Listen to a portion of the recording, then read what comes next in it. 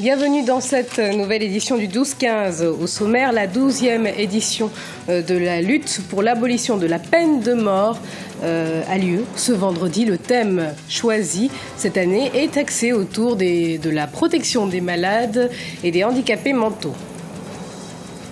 En Guinée, le président Alpha Condé réagit aux événements survenus dans le village de Womé, dans le sud du pays. Les exactions commises à l'encontre des missionnaires venus sensibiliser les populations sur le virus Ebola seront sanctionnées. Les Super Eagles du Nigeria sont arrivés ce vendredi au Soudan. Ils y livreront leur 3e match qualificatif pour les éliminatoires de la Coupe d'Afrique des Nations contre le pays hôte ce samedi. Cette année, la protection des malades et des handicapés mentaux a été choisie comme thème central de la journée de lutte pour l'abolition de la peine de mort qui se déroule ce vendredi. En principe, leur condamnation à la peine capitale est interdite. Plus globalement, le débat porte sur la nécessité de maintenir dans les textes l'exécution d'une personne ayant été reconnue coupable d'un crime capital. En Guinée, par exemple, Cheikh Sako, le ministre de la Justice, explique le principe de moratoire sur la peine de mort qui est appliqué. C'est le souhait un peu en tout cas, des démocrates et des défenseurs des droits de l'homme que je suis, que j'ai toujours été, bien évidemment. Alors, nous, on a un moratoire en Guinée. Il y a un moratoire en Guinée, c'est-à-dire que le dernier condamnation de mort date de 91. Et depuis, il n'y a pas eu d'exécution. On a actuellement dit condamnés à mort dans les prisons. Philosophiquement, la position du chef d'État est très claire là-dessus. Je suis sous cette position-là, donc la non-applicabilité dans les faits. Alors, en revanche, une élimination stricto sensu, c'est beaucoup plus difficile parce qu'on oublie de tenir compte sociologiquement du pays. Voilà.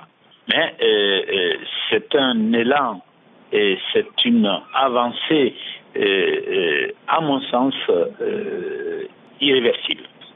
Aussi bien en Guinée que dans tous les pays d'Afrique. Il y a des pays d'Afrique qui ont sauté le pas déjà. Voilà. Le budget de la Côte d'Ivoire devrait dépasser la barre symbolique des 5 000 milliards de francs CFA en 2015. Les performances des régies financières ne sont pas étrangères à cette prévision, à l'instar de la Direction générale des impôts. Forte de 4 000 agents, elle a d'ores et déjà dépassé ses prévisions de recettes pour le premier semestre 2014. Reportage d'Olivier Conan, correspondant en Côte d'Ivoire. 794 milliards de francs CFA, c'est le montant collecté par la DGI, Direction générale des impôts, au cours du premier semestre 2014. Cela représente un écart positif de 27 milliards de francs CFA par rapport à l'objectif de 766 milliards fixé par le gouvernement. Les plus grandes recettes ont été enregistrées au niveau des impôts comme la TVA, les revenus du pétrole et la nouvelle taxe sur les télécommunications. La direction des grandes entreprises représente 80% des recettes de la DGI et les PME seulement 10%.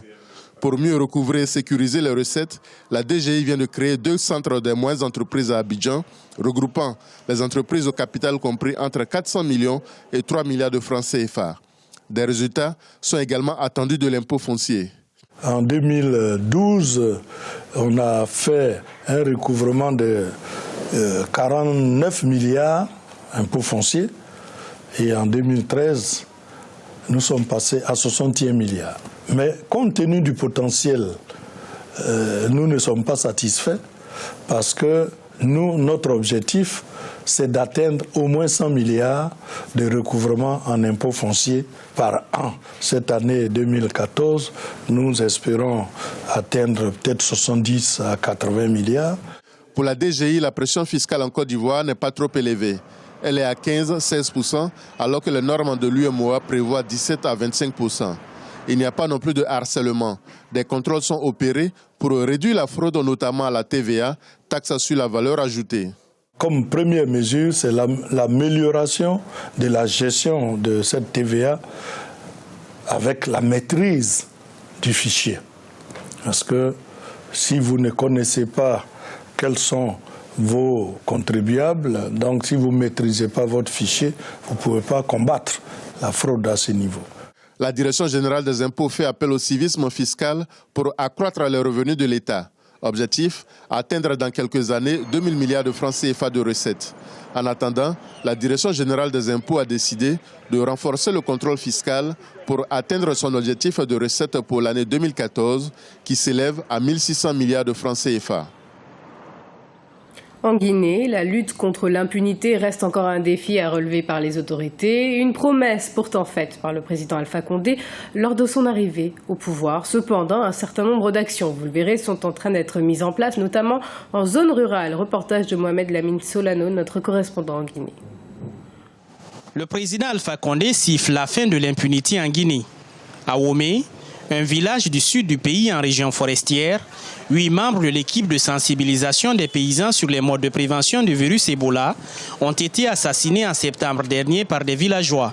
Le président Condé a sa petite idée sur cet événement tragique. Quand on verra clair dans l'affaire de Womé, on verra que Womé, ça vient de Conakry. Ce n'est pas des paysans là-bas qui ont fait. On verra, parce que les choses vont se savoir. Parce qu'il y a des enquêtes qui sont en train d'être menées.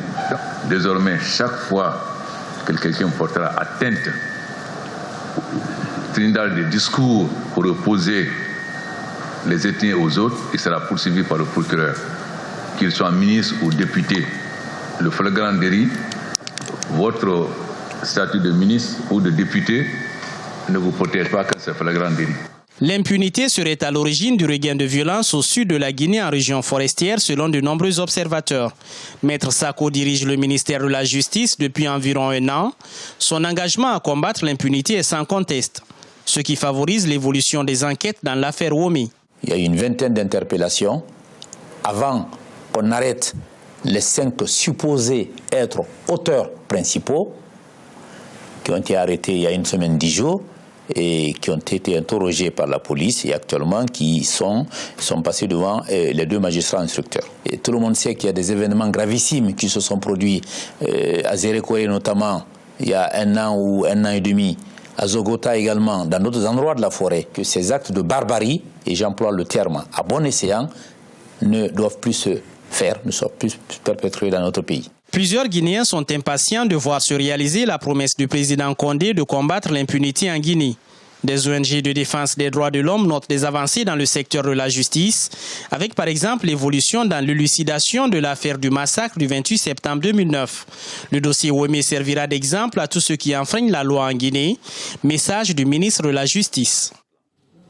Un sujet plus léger toujours en Guinée. Conakry accueille le Festival international du rire et cet événement mobilise des comédiens et humoristes locaux et de la sous-région d'ailleurs. L'objectif des initiateurs est de faire du rire un facteur de rapprochement des peuples. Reportage de Mohamed Lamine Solano, notre correspondant en Guinée. Rire pour dédramatiser Ebola. C'est le défi que se fixent les organisateurs du Festival international du rire de Conakry.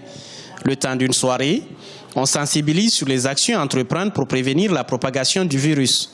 Depuis 2009, Kevin Boua et son groupe Coombo organisent ce festival à Conakry. L'épidémie d'Ebola dans le pays inspire ce jeune artiste. Nous sommes dans une société un peu difficile, où la compréhension est très difficile, où on traverse également des pentes. C'est vrai que Ebola est là, mais c'est nous les acteurs comiques qui devons amener les gens à accepter et à comprendre.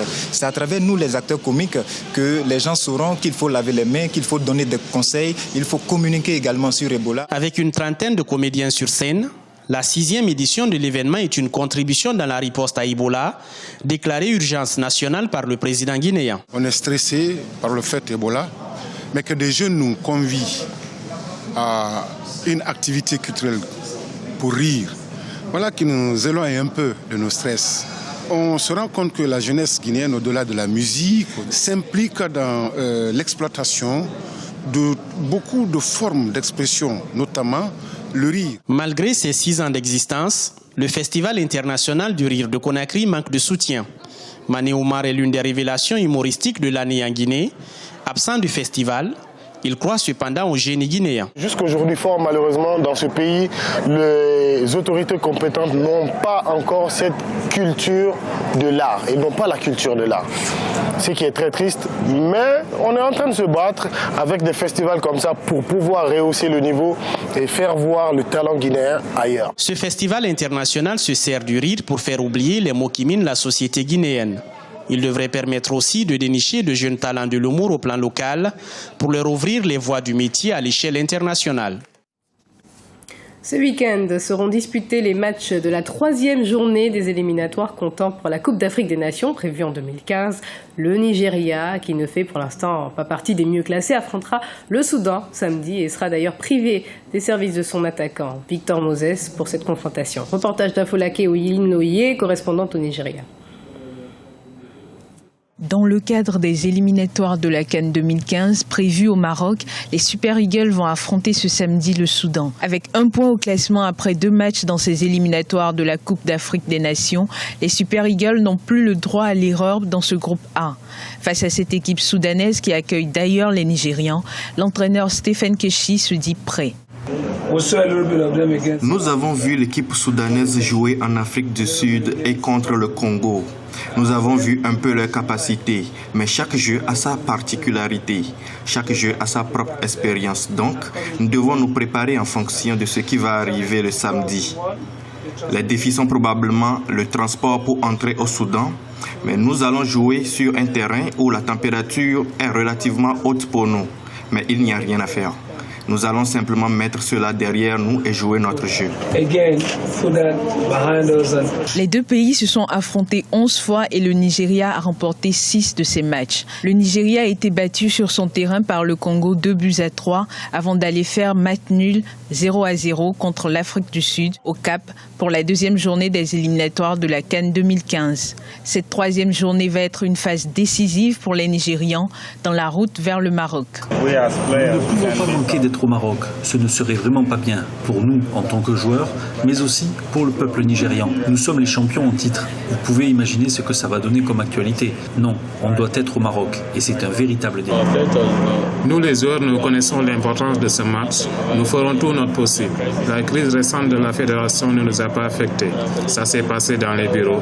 Le match se joue sur le terrain. Avec 1 point au classement, les Super Eagles, champions d'Afrique en titre, sont dans l'obligation de gagner à l'occasion de la double confrontation contre le Soudan le 11 et le 15 octobre pour ne pas se laisser distancer par le Congo, 6 points, et le Gabon, 4 points. Ces deux équipes occupent pour l'instant les 2 premières places qualificatives pour la prochaine phase finale de la Coupe d'Afrique des Nations.